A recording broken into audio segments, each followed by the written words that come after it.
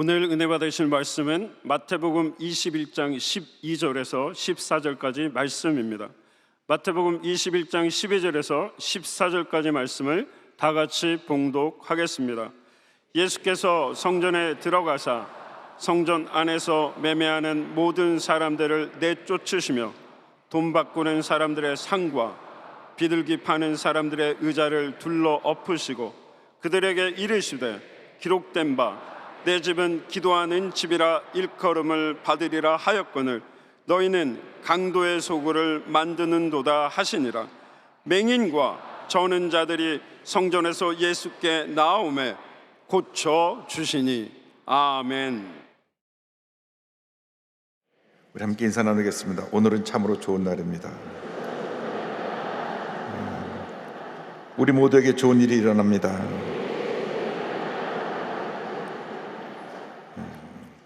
오늘 여러분과 함께 마태복음 21장 12절로 14절 말씀을 가지고 내 집은 기도하는 집이라, 이 같은 제목으로 말씀을 나누기 원합니다. 이 세상 살아가는 모든 사람이 단 한 번뿐인 인생을 삽니다.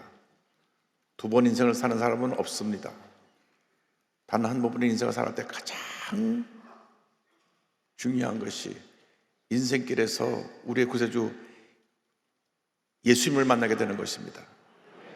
예수를 만나면 운명이 바뀝니다. 죄와 절망 가운데 살던 삶이 예수를 만남으로 참 기쁨을 얻게 되고 구원의 길, 축복의 길, 은혜의 길로 가게 되는 것입니다.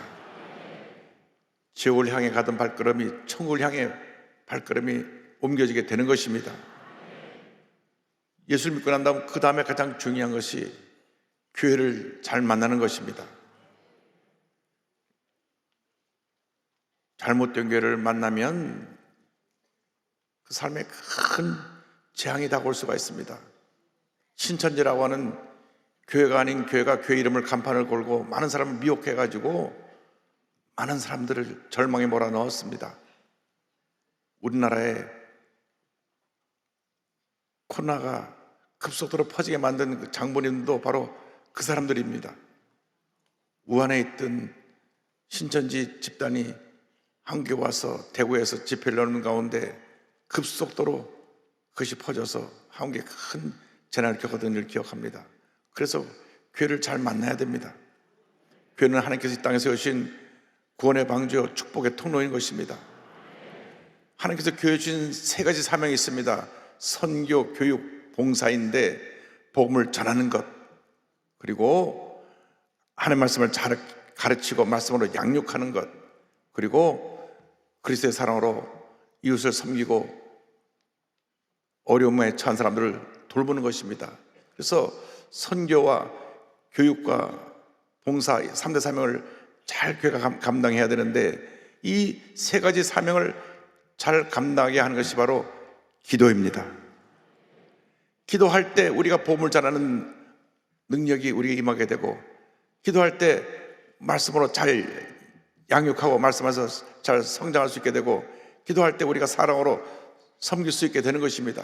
그래서 이 성전을, 교회를 기도하는 집이라고 말씀합니다.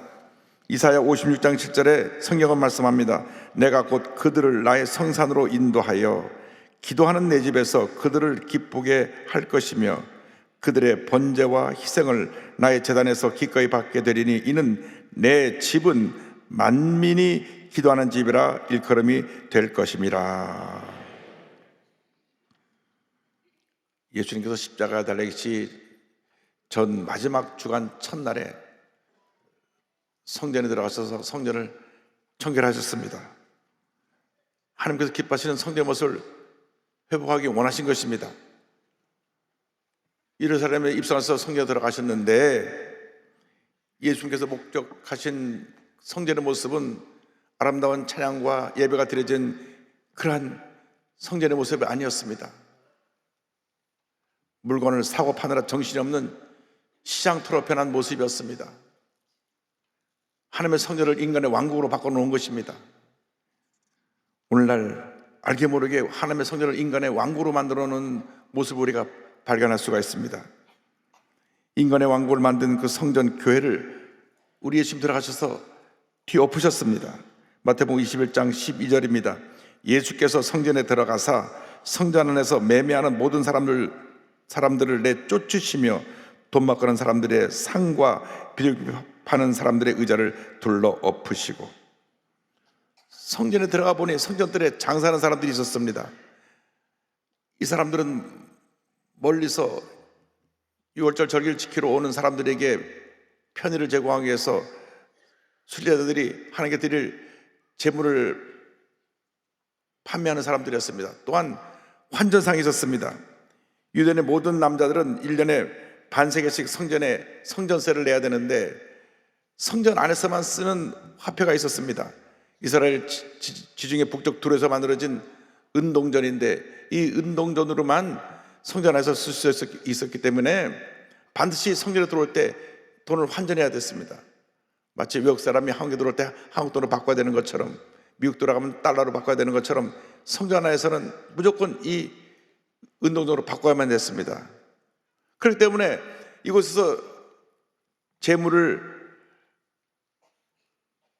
파는 사람들이 공정한 가격을 받고 그 동물들을 팔고 또 정상적으로 환전해드렸다면 아무런 문제가 없었을 것입니다. 그런데 당시 기록을 보면 환전 수수료를 12.5%까지 받았습니다. 10만 원을 바꾸면 12,500원을 띈 것입니다.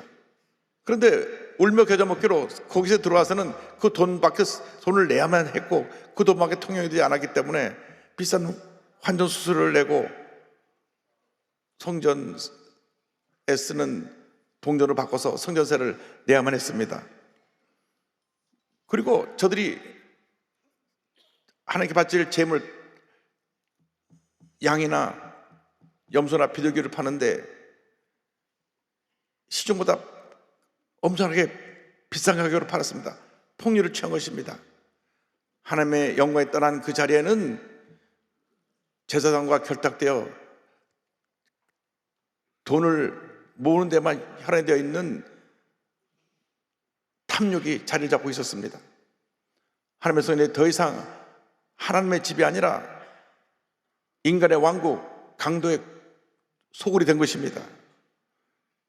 예수께서 그들의 상을 뒤엎으시고 쫓아내시면서 내 집은 기도하는 집이라고 선포하셨습니다.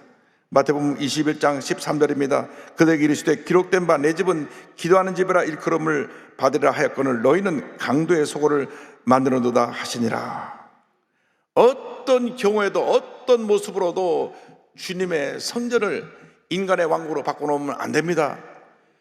우리가 교회 예배드리러 오는 분들을 잘 섬기기 위해서 교회에서 여러 가지 편의를 제공할 수 있지만은 그 어떤 경우에도 인간의 탐욕이 그 삶 가운데 자리 잡고 있어서 교인들 대상으로 어떤 장사를 한다든지 어떤 유익을 취하는 일이 있어서는 절대 아니 되는 것입니다. 이것은 하나님의 성전을 인간의 왕국으로 바꿔놓는 큰 범죄인 것입니다. 이 하나님의 성전은 첫째도 하나님께 영광, 둘째도 하나님께 영광, 마지막도 하나님께 영광, 하나님께 영광 돌리는 최선을 다하는 모습이 되어야 되고 주님께 받은 은혜를 세상에 나누는 섬김의 본을 보이는 교회가 되어야 하는 것입니다. 이 교회는 기도하는 집입니다. 기도하는 집. 이 모든 문제와 어려움을 해결하는 능력이 바로 기도에 있습니다. 교회가 부흥하려면 교회가 거룩한 기도의 공동체로 바뀌어져야 되는 것입니다. 기도하지 않으면 어떤 문제도 우리가 해결할 수 없습니다. 기도하지 않으니까 인간의 생각이 앞서서 자꾸 다툼과 분쟁이 생겨나는 것입니다. 하나님의 집이 인간의 왕국이 되어서 기도하지 않은 사람들이 큰 소리를 낼 때 교회에 문제가 생겨나고 어려움이 생겨나게 되는 것입니다. 기도하지 않으니까 부정적인 생각이 사로잡혀서 끊임없이 부정적인 말을 하고 교회 내 갈등과 분열을 일으키게 되는 것입니다. 기도를 하더라도 내 뜻대로 하는 기도는 응답되지 않습니다. 하나님의 뜻에 의한 기도를 해야 되는 것입니다. 나의 목적, 나의 유익을 위한 기도가 아니라 하나님의 뜻, 하나님의 영광을 위한 기도가 될 때 하나님이 그 기도를 받으시고 우리에게 은혜를 내려 주시는 것입니다. 예수님께서 십자가 달리시기 전날 밤에 마지막 하나님의 뜻이 이루어지기를 간절히 기도하셨습니다. 제자들과 함께 겟세마네 동산에 올라가셔서 밤이 새도록 하나님 앞에 간절히 기도드렸습니다. 마태복음 26장 36절 39절에 이렇게 설명이 나옵니다. 이에 예수께서 제자들과 함께 겟세마네라 하는 곳에 이르러 제자들에게 이르시되 내가 저기 가서 기도할 동안에 너희는 여기 앉아 있으라 하시고 조금 나아가서 얼굴을 땅에 대시고 엎드려 기도하여 이르시되 내 아버지여 만일 할만하시거든 이 잔을 내게서 지나가게 하옵소서. 그러나 나의 원대로 마시옵고 아버지의 원대로 하옵소서 하시고, 하나님의 뜻이 이루어지기를 간절히 기도하신 것입니다. 이제 이 밤이 지나고 나면 예수님은 십자가 달려 돌아가십니다. 근데 그 마지막 날 마지막 시간에 제자들은 곤히 잠을 자고 있었습니다. 그래서 예수님께서 그들을 깨우시면서 말씀하셨습니다. 마태복음 26장 40절 41절입니다. 제자들에게 오사 그 자는 것을 보시고 베드로에게 말씀하시되 너희와 나와 함께 한 시간도 이렇게 깨어 있을 수 없더냐.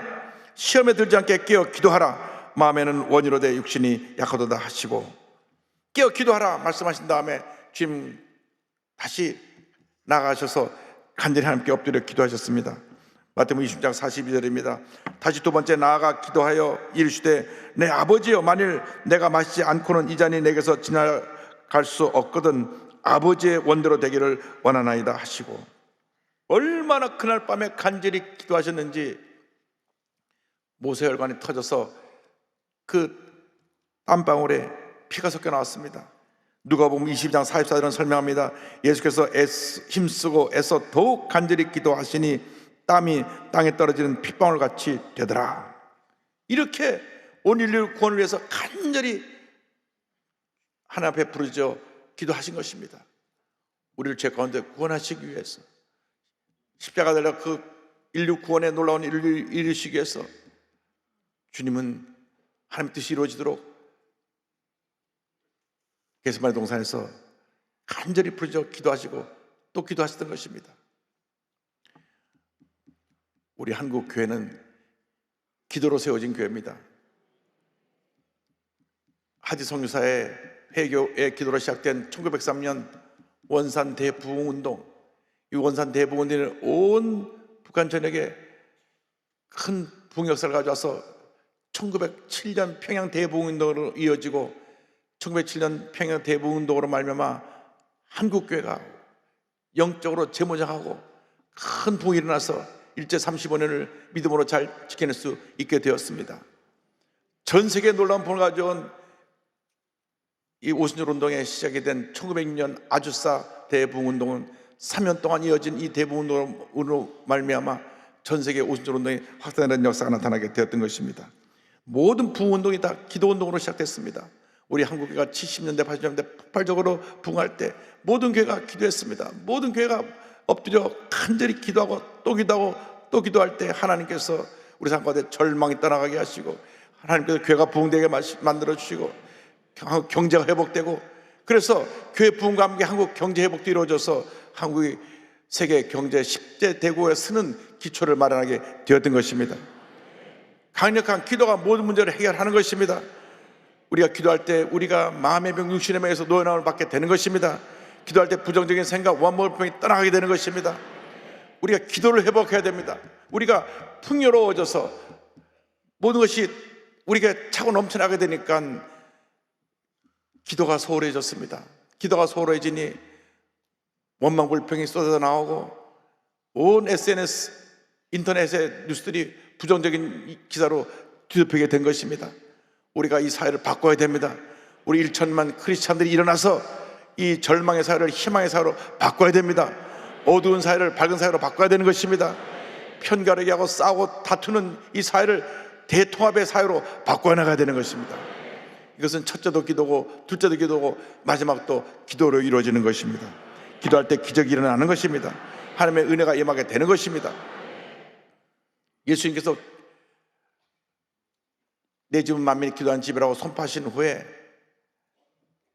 장사꾼을 내쫓으시고 나니까 예수님께 병자들이 나왔습니다. 마태복음 21장 14절 보니까 맹인과 저주 전원자들이 성전에서 예수께 나오매 고쳐주시니, 이 교회는 기도하는 집이요 치료하는 집입니다. 그런데 오늘 특별히 성경에 두 종류의 병자를 언급합니다. 맹인과 전원자가 나옵니다. 오늘날 교회에서 제일 먼저 치료해야 될 두 종류의 사람이 있음을 말씀하고 있습니다.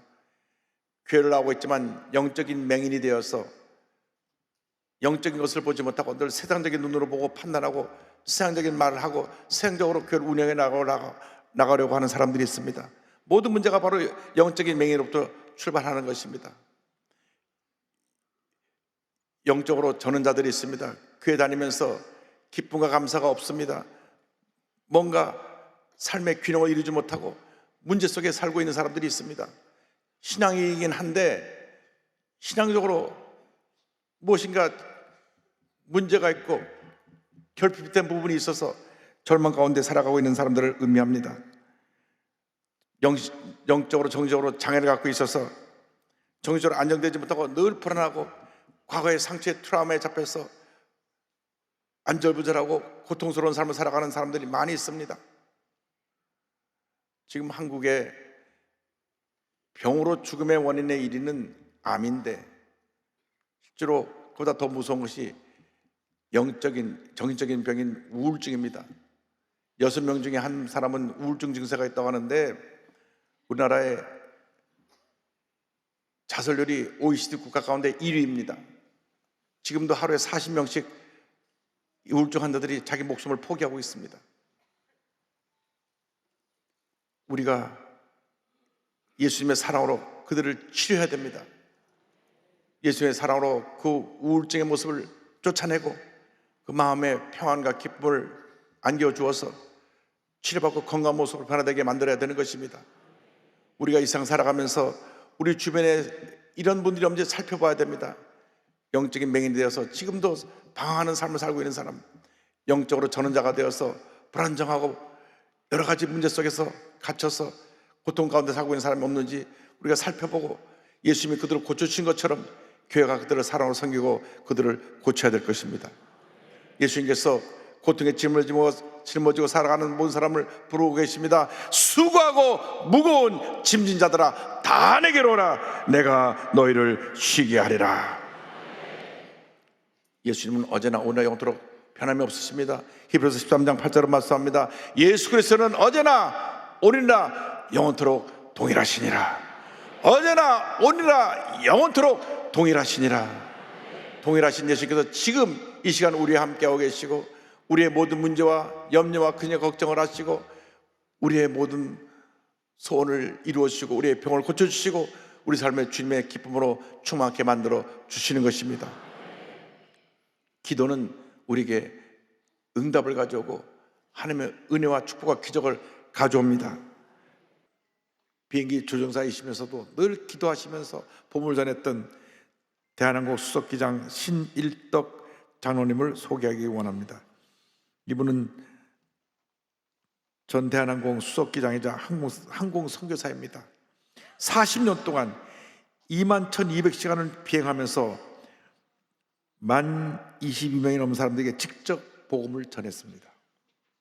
그는 기장으로 일할 때 할렐루야 캡틴으로 불렸는데 늘 비행기가 이륙하기 전에 기내방송을 통해서 보통 기내방송에 저는 기장 누구입니다 방송을 하는데 할렐루야 신일덕 기장입니다. 이 비행기에는 하나님이 동승하고 계십니다. 여러분 평안한 여행이 되시기 바랍니다. 할렐루야 이렇게 인사를 했습니다.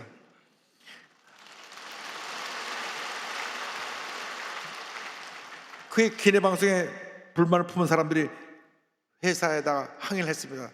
대한항공의 본사에서 연락을 해가지고 그 신일덕이라고 하는 그 기장이 비행기 운전을 하면서 헛소리를 자꾸 하는데 좀 이 사람 못하게 해달라고.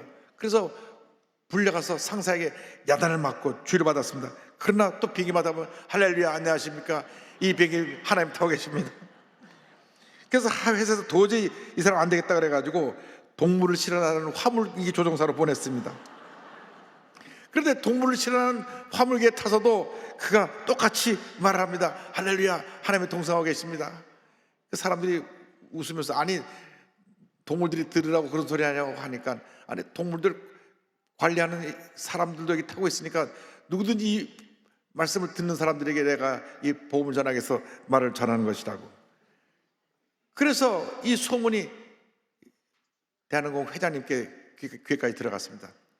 그래서 이 괴짜 기장이 있구나. 그래서 누군지 좀 얼굴 좀 보자 해서 회장실에 불려갔습니다. 회장이 왜 비행기만 타면 할렐루야 하냐고 물어보니까 대답을 합니다. 제가 하나님께 기도했더니 비행기가 안전했습니다. 저는 비행기의 안전을 위해서 이렇게 말했습니다. 대한항공 회장님이 독실한 불교 신자거든요. 저를 두 차례 씌운 불교 신자 회장이 비행기 안전을 위해서 했다 그러니까 그럼 앞으로 해도 좋다 허락을 해줬어요. 할렐루야.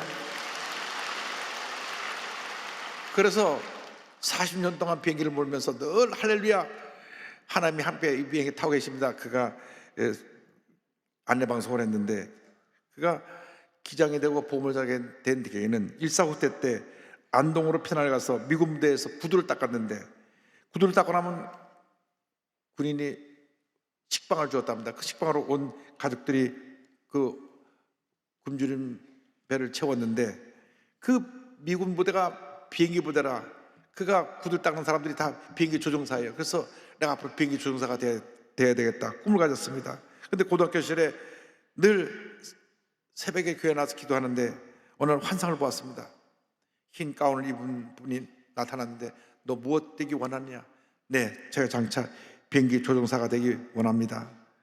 그러니까 너는 그럼 앞으로 새벽 기도를 열심히 해라. 새벽 기도를 열심히 해라. 새벽 기도를 열심히 해라. 3번이나 그만 음성이 듣고 난 다음 매일같이 새벽에 나서 기도했습니다. 하나님 내 꿈이 이루어지게 하여 주옵소서. 내 꿈이 이루어지게 하여 주옵소서. 근데 그가 고등학교를 다니고 있었는데 졸업을 하면 농업진흥청에 이제 취직할 수 있도록 되어 있었습니다. 근데 어느 날 그 아버님이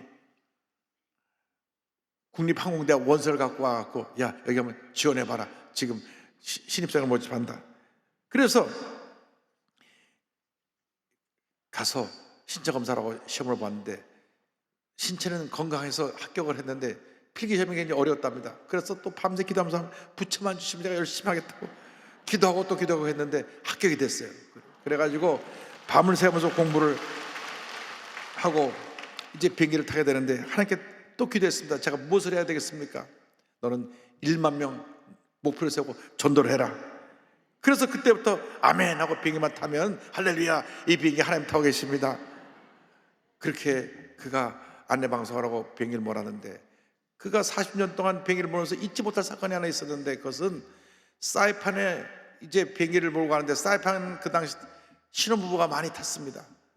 신혼부부 60상을 태우고 사이판을 가는데 내리기 전에 그 기상 열성 기류 이상 기류가 생겨가지고 천둥번개가 치는데 그만 비행기를 쳐서 비행기 불이 붙었어요. 그러니까 비행기 착륙 바퀴가 자동으로 나오질 않습니다. 그래서 하나님 앞에 기도합니다. 하나님 아버지 지금 비행기에 번개가 쳐서 불이 붙어서 바퀴가 안 나오는데 비행기가 바퀴가 나오게 해달라고 기도하니까 골수 불교 신자였던 부기장이 옆에서 비아냥거립니다. 아니 기도한다고 바퀴가 나오나? 그래서 그는 또 기도했습니다. 주님 오늘 저 부기장이 완전히 깨지게 하옵소서. 그가 하나님의 기적을 보게 하옵소서. 눈물을 흘리면서 기도하는데 기도하지만 바퀴가 나오지 않았습니다. 그래서 동체 착륙을 해야 될 그런 위기적인 상황인데 관제탑에서는 메인 활주로에 비행기가 동체하면 거기 폭발해서 불이 나니까 비행장이 마비가 되니까 그 옆에 그 자갈밭 야전 비행장에 그쪽으로 동체 착륙하라고 지시를 했습니다. 그런데 거기서 동체 착륙을 하다가는 대부분의 비행기가 폭발해서 비행기 탄 사람이 거의 다 죽습니다. 실제로 동체 착륙한 비행기들 대부분 80~90% 이상 다 생명을 다 잃습니다. 그래서 사무장을 통해서 이제 그 모든 비행기 타고 있는 사람들에게 승객들에게 시트벨트 메고 머리 숙여서 앞을 의자를 꽉 잡고 비상 착륙을 준비하라고 방송을 하고 했는데 너무 난감했습니다. 그래서 부기장에게 자네가 이 운전대를 좀 잡고 있으라 그러고 손을 들고 눈물로 기도했습니다. 하나님 이 비행기가 제대로 착륙되게 하여 주옵소서. 기도를 하는데 어린이 찬양자가 찬양하는 모습을 보이고 하나님께서 이사야 41장 10절 말씀을 주셨습니다. 두려워하지 말라 내가 너와 함께함이라. 놀라지 말라 나는 내 하나님이 됨이라. 내가 너를 굳세게 하리라. 참으로 너를 도와주리라. 참으로 나의 의로운 오른손으로 너를 붙들리라. 할렐루야. 원래는 비행기는 자동 항법 조정이 다 돼 있어서 비행기 착륙도 자동적으로 항법 장치가 바퀴가 나와서 비행기가 내게 되는데 지금 바퀴 안 나오니까 지금 어쩔 수 없이 동체 착륙을 할 수밖에 되어 있는데, 하나님께서 마음에 수동을 한번 다시 조작을 해봐라 한 음성을 들려주셨어요. 그래서 옆에 수동 레버를 힘껏 돌리니까 삑 하면서 보조바퀴가 나왔습니다. 그래서 근데 보조바퀴만 갖고는 비행기 착륙이 완전할 수 없기 때문에 그 옆에는 수동 레버를 돌리고 또 돌리고 또 돌리고 또 돌리고 7번 발을 돌더니 뿌덕하면서 밖에 턱 나왔어요. 그러니까 부기장이 놀라가지고 관제탑에 연락했습니다. 하나님이 바퀴를 내려주셨습니다. 그 관제탑에서 그걸 믿지 않고 그 비행기를 갖다가 활주로에 내리려고 거짓말하는 줄 알고 그런 일이 어디 있냐고 그러니까 설명합니다. 손으로 레버를 7바퀴 반 돌리니까 바퀴가 빠져나와서 지금 착륙하겠다고. 그래서 다 무사히 착륙해서 한 사람도 다치 않고 비행기가 잘 착륙했습니다. 비행기에 타고 있던 온 신혼부부들이 만세를 부르고 박수를 치고, 비행기가 도착하고 난 다음에 나갈 때 다 기다리고 있어요. 기장을 보려고. 그러니까 기장이 나가니까 다들 소리지고 환호성 지르면서 기장이 저들과 함께 포옹을 하면서 당신들 다 예수 믿으라고 전도 또 하고, 그리고 들어와 보니까 부기장이 무릎을 꿇고 눈물을 흘리면서 사죄했습니다. 제가 우리 기장님 믿는 하나님을 이렇게 업신여기고 무시했던 걸 용서해달라고 하면서, 제가 불교를 22년 안 했지만 이 같은 기적을 처음이라고, 그래서 당신 예수 믿으면 당신도 복받는 살게 될 걸 하니까 그 부기장이 회사를 그만두고 미국에 가서 신학대학에 입학해서 목사가 됐습니다. 그래서 40여 동안 비행기를 타면서 10,000명이 넘는 사람에게 복음을 전하고, 지금도 은퇴한 지금도 복음을 전하고 있습니다. 하나님의 은혜와 사랑은 지금도 변함이 없는 것입니다. 그렇습니다. 여러분, 하나님은 사랑이십니다. 우리가 하나님을 믿고 의지하면 우리 일생을 하나님께서 가장 좋은 길로, 은혜 길로, 축복길로 인도해 주실 것입니다. 찬송가 393장을 부르면서 말씀을 마무리하겠습니다. 오 신실하신 주 내 아버지여, 늘 함께 계시니 두려움 없네. 그 사랑 변찮고 날 지키시며 어제나 오늘이 한결같네. 오 신실하신 주, 오 신실하신 주, 날마다 자비를 베푸시며 일용할 모든 것 내려주시니, 오 신실하신 주 나의 구주. 봄철과 또 여름 가을과 겨울, 해와 달 별들도 다 주의 것, 만물이 주 영광 드러내도다. 신실한 주 사랑 나타내네. 오 신실하신 주, 오 신실하신 주, 날마다 자비를 베푸시며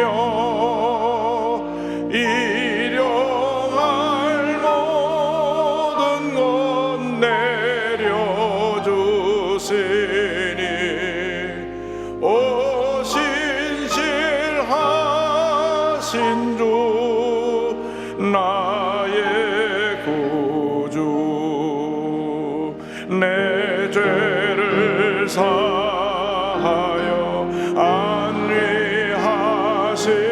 안위하시고 주 친히 오셔서 인도하네 오늘의 힘되고 내일의 소망 주만이 만복을 내리시네